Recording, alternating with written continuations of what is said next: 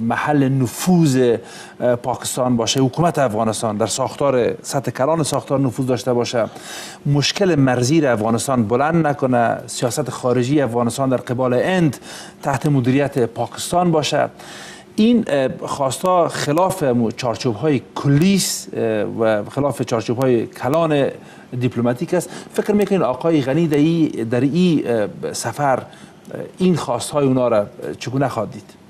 ګورئ، اول خو دا چې موږ د پاکستان سره مرز یا سرحد نه لرو، نو دې ته باید یا مرز یا سرحد ونه ویلی شي. دلته ډیورنډ کرښه ده چې تر اوسه زموږ او د افغانستان او د پاکستان په منځ کې سرحد نه دی ټاکل شوی.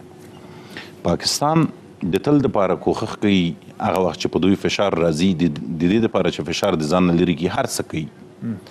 د امریکا دپاره هر څه کوي، د انګلستان دپاره هر څه کوي او د نړۍ دپاره هر څه کوي، تر څو چې دوی بیا هم وکولی شي د همدې بنبست څخه او د همدې ستونزو څخه دوی د ملي ګټو دپاره څه راوباسي، د ځان په ګټه بیا هم حالات وڅرخي. خو په اوس کې حالات لږ تغییر شوي دي. موږ تاسو وینو چې امریکا فشار پرې راوړی دی. دوی کولی شي چې د هغې مسایلو څخه چې تاسو اشاره ورته وکړه تر یو حده تیر شي.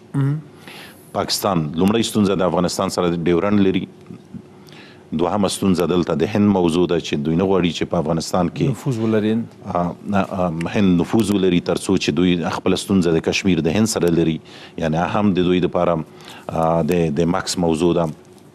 دریمه موضوع دلته د اقتصاد موضوع ده چې دوی غواړي چې خپل پاپړ چې په پاکستان کې جوړوي په افغانستان کې خرڅ کړي او افغانستان یو مصرفي هیواد واوسي ورته.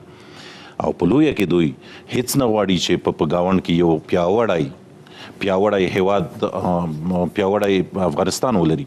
چون که چیرې پیاوړی افغانستان په څنګ کې ولري نو راسن غږ ورکوي د ډیورنډ موضوع ورته راخلي او د پاکستان د ارضي تمامیت په له منځه وړلو کې دا ګام اخیستل دي.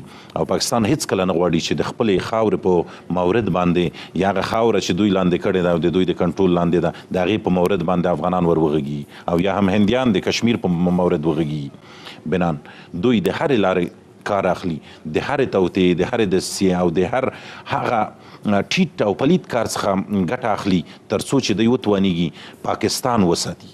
اما زه وایم چې دوی پاکستان نشي ساتلی، یوه نه یوه ورځ به د پاکستان له منځه ځي. چون د دوی ډیر کوشش هم حتی تر دې کوشش کوي چې دوی ترور خپروي نړۍ ته، دوی توریزم خپروي نړۍ ته، په دې ډاریږي چې آخر هم پاکستان نړیږي، یوه ورځ به نړیږي. به یک میان برنامه